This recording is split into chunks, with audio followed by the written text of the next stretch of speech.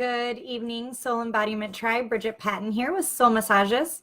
And I just wanted to talk a minute about miscommunication because we live in a society where words hold a lot of weight and it actually creates our reality because of the sound vibrations that are created from the words that we're using.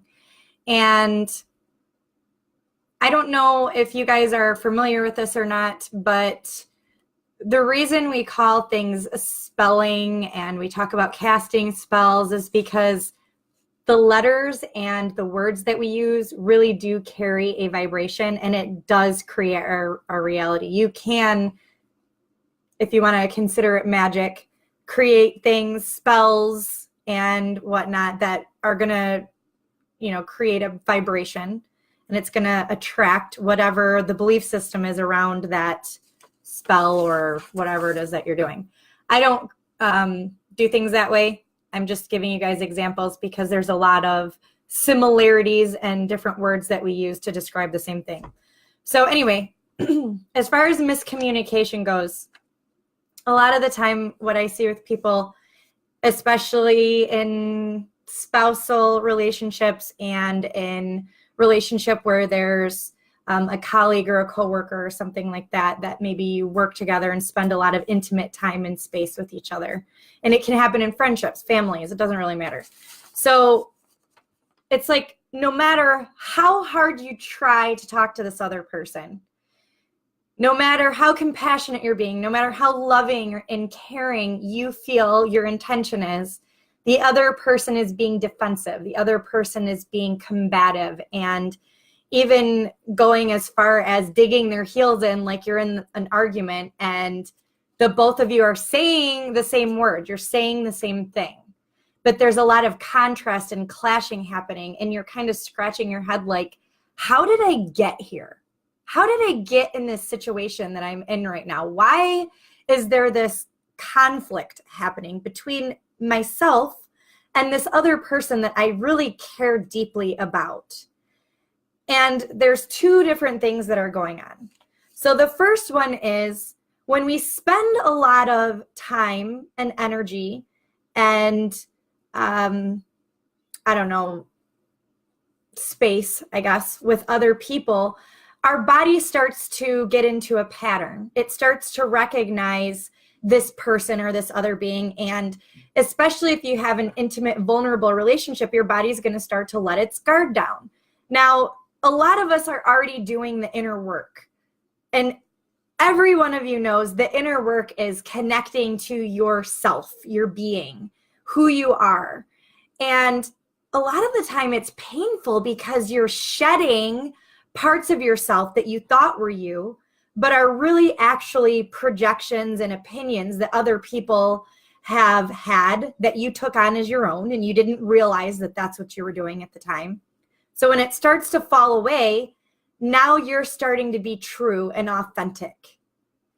And when you start to be true and authentic, other people get called out. No matter how nicely you try to be you, it's gonna call other people out on where they aren't being whole. And it's going to make them defensive if they're not holding themselves responsible and accountable for their own projections.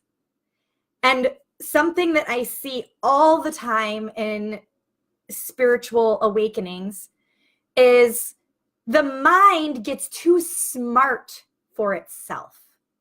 The mind says, oh, I know what this is, and gets into a habit or a pattern. And those techniques that were used to stay the same in the past aren't working anymore because this other person is maybe growing and doing the inner work, whereas maybe this person isn't being responsible for themselves. They're getting stuck in their head. They're getting too attached to their reality. They're not allowing themselves to be in the flow of what it is that Spirit's guiding them to do.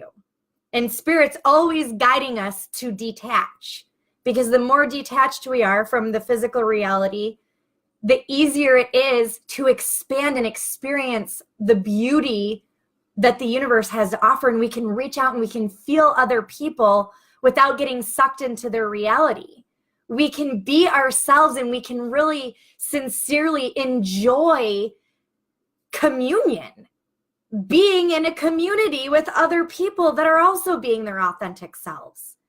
But what happens is we get scared. Our defenses go up. We don't want to change.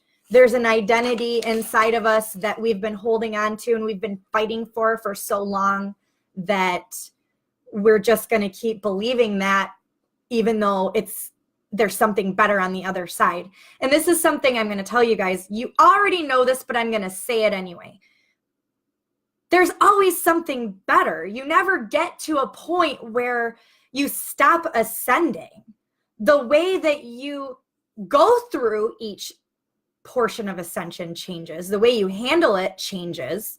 But you don't stop and get to a point where you just don't have any problems anymore. Your perspective shifts, the way you go about it shifts, but there's always something more beautiful and exciting available to you if you are willing to let go of identities that you even create when you're in the space you're in right now. You're already creating an identity as you're watching this video. Your brain is logging and cataloging where this fits into your reality, and you're attaching to something. And so what I'm going to invite you guys to all do is to consider what's happening when you're clashing with somebody and you're having that miscommunication. You're literally functioning at two different frequencies, and two different frequencies can't exist at the same space, time, and space in the physical reality. So somebody, no matter if they're trying to or not, has to win. So you can win by not participating and just being you and just being there. Or you can win by participating in their reality so that they can see and feel what that energy feels like in that space. And in that process, something is going to get broken down because that energy is destructive. It's a destructive energy, and it's offered there for us to break down belief systems and patterns. If that's the direction that you want to go in, and you want to have that courage to find what isn't working in your reality right now, book a call with me. I do the synergy sessions for 45 minutes, and you will have a breakthrough on that call. There's always something going on inside of us that is expanding and asking us to shut away so that we can continue to grow and expand.